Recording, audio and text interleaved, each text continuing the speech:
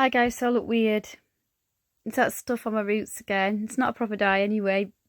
So, two videos I'm going to make. One's a bit more of a serious one for me. Nothing that's happened, just the way I'm feeling. And the other ones, I'm going to test. Hang on, if I can find them.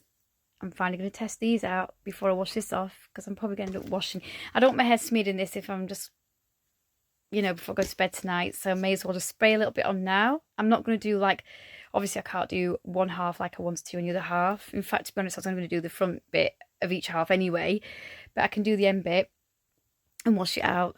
So anyway, that's in a minute. So what I want to talk to you about now is, I don't know if I told you the story of my dad. So the story of my dad is not really very good. So how my dad died, it's the anniversary of my dad's death today. He died on the Tuesday night, but the ambulance crew said they didn't know for sure until early hours of Wednesday morning. The Monday was the last time I'd seen him alive before then. Monday evening, he'd been at my house. He'd brought my grandma to the house from the care home. My grandma's obviously passed away too during that time. Yeah, it's his mum. And he brought her, he struggled with her. I noticed him struggling when he didn't usually. He brought her in a wheelchair to get her into our house. We lived in a different house to this one. And I think maybe, I don't know, he just seemed quieter. So we don't know if he knew that something was wrong, because he had a checkup for his cholesterol 3 to 4 months before my mum says. And he told my mum that it was absolutely fine. He was in great health. And he just lived his life. But he seemed quiet. And my neighbours, 6 weeks before he died, said that it didn't look well. One of them said to me, they weren't being nasty, they were like grandparents to me. They pulled me aside and said, "Sarah, is your dad okay?" Because they'd known my dad for about, at this time, probably a decade.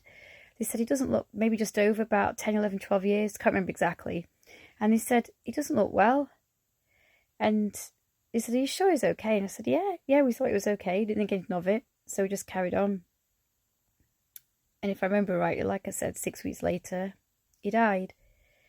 So I hate to, even though I use the word, I lost my dad and he's gone, I use it online just to describe certain words. But when I'm talking personally offline and things like that and like this, I hate saying those words, because he's not lost. He isn't just gone. He died. And we don't tend to use those words. I'm going to pause. So I can't see the timing, so I don't know if I'm getting it right here. But I got the phone call. I've been drinking, we had a great time. I was wearing, we all had a little music on in the house on the computer. We're having a good laugh. The kids are playing games. I was with Greg at the time. I think we were just engaged. Yeah, we were. So was my fiance, and I've been drinking. We just celebrated in the evening a bit, and I got a phone call from my sister-in-law telling me that something had happened to my dad, but not to worry. He was okay. You'd think he was okay, but it didn't seem good. It seemed like it could be serious. And I'm thinking, I've heard this before with relatives. I got used to this. I wondered, it sounded like it was downplayed, but I was just told not to worry. I didn't even have time. We got a bit worried that something is wrong. It sounded like I wasn't sure whether he's dead or alive. I asked, but I think my sister-in-law, I don't know. I don't know whether she wasn't sure. She didn't want to worry me, so I didn't even get my shoes on. I just jumped in the car without my shoes on. My mum's neighbour approached us and said something similar. And he wasn't okay. I went upstairs, ran upstairs, and I saw my brother like this on the landing. And Mum and Dad have got a spiralled staircase. Well, I'll say spiralled. It's got like a bend in it, so it's not really spiralled, is it? But anyway, it's not the point. And I saw him at the top of it, and I knew it was bad. And I saw them working on my dad. His shirt was off. The ambulance crew had the defibrillators, and my brother kept trying, but I knew 3 or 4 minutes, and if they'd brought him back after a few minutes, it wouldn't have been good. But I found out it'd gone on for, was it over 40 minutes, and he needed peace. He needed to be left to it. Eventually they did it anyway. It was horrible seeing that. I knew he was gone. I'd never seen a dead person before. I don't even like seeing them in films. I'm not good with horror films. So to see my dad like that, my beloved dad, that was close to growing up when I was little, it shocked me. It actually, I didn't even sink in at first, to be honest, guys. He was laid there and I just wanted to hug him and say goodbye. But I was so frightened. I was 34, coming up to 35. I didn't know what to say. My brother was 30. And I didn't know what to say or do. And I thought, if I don't do it now, I know I've regretted things that I haven't done with my relatives that had died, in those years before my dad. So I put my hands on him and I didn't give him a phone cuddle. I just put my hands and say, goodbye, Dad. And I said, I love you. And he looked like he was sleeping. Just laid there. Didn't look as though he was passed away. And we all moved out of the room. I didn't have the older lads with me because I think they were 12 and 13 and 14. He was like their dad. Because of my situation, he was like their dad as well as mine and my brother's. I only have one sibling, my younger brother. So it was hard. We didn't want to bring them with us, and I'm glad. But anyway, so they were watched. I can't remember if one of the neighbours watched them. And they took him on a stretcher. And we didn't want to look. But I saw part of it and I just thought, it's my dad. That's the last time I'm probably going to see him. Ever. So that was it. They had to check for any foul play. They did an autopsy. His body was, it was just after he turned 61. Literally about 3 months. He must have had that appointment telling him he was in tip-top condition around his birthday. So he'd been 61 for about, not much older than my husband now, for about 3 or 4 months, and he passed away. And all I know is that he was like somebody in his 20s. They said they'd never met anyone of his age so healthy because he used to look after himself. But this is the downfall, guys, and this is probably the story in all of this. I don't want to frighten you, but with all the knowledge we know now.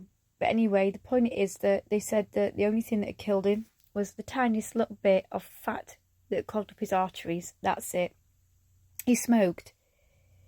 Back in the 60s, 70s, 80s, especially I think from what Mum said, 60s and 70s, you could smoke a mass amount a day and cigarettes were so cheap. I know when I was younger, growing up in the late 70s, I don't remember much then because I was like a toddler to like 4 years old then.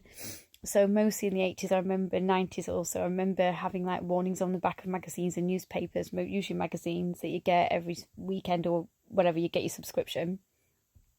And well, they called it something else back then. But anyway, the point is that, they just didn't really do anything about it like they have done in the last 2 decades. And he'd carry on smoking, but he cut down a little bit. But he'd smoked since he was 15, from what I know. And that was what had killed him. That and the fact that he was eating healthy with my mum. But when he was going to work, he was eating sausages and processed meats, burgers, things like that. And that was it. As a daughter, I have my dad, and I say I lost my dad. My dad died because of that. Even though he gave up smoking, he'd smoked for that long. It was too late. But normally you get some warning. There wasn't a warning. And like I said, I don't know if his appointment was different to what he told my mum. She only knows what she was told by him. But with the appointment, nothing showed up, they said, and he didn't have any signs. Normally you have a heart attack and you have like a mini one and then you take tablets to stop you getting bigger ones, but he just went straight on to have the big one that killed him. And every time I heard of somebody having a heart attack after my dad, I just thought, well, how come they survived? They only had the small one. Why did, they didn't look after themselves.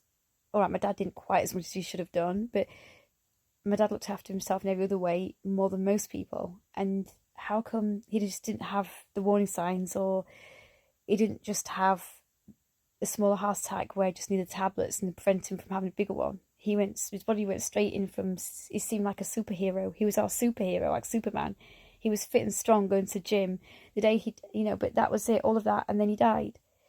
He sold a house in Scunthorpe. Sorry, he worked at Scunthorpe, sold a house in Sheffield, and drove all the way back home. He'd been to the gym, and my mum said he'd got a weird feeling in his arm, but nothing that she knew of was a heart attack.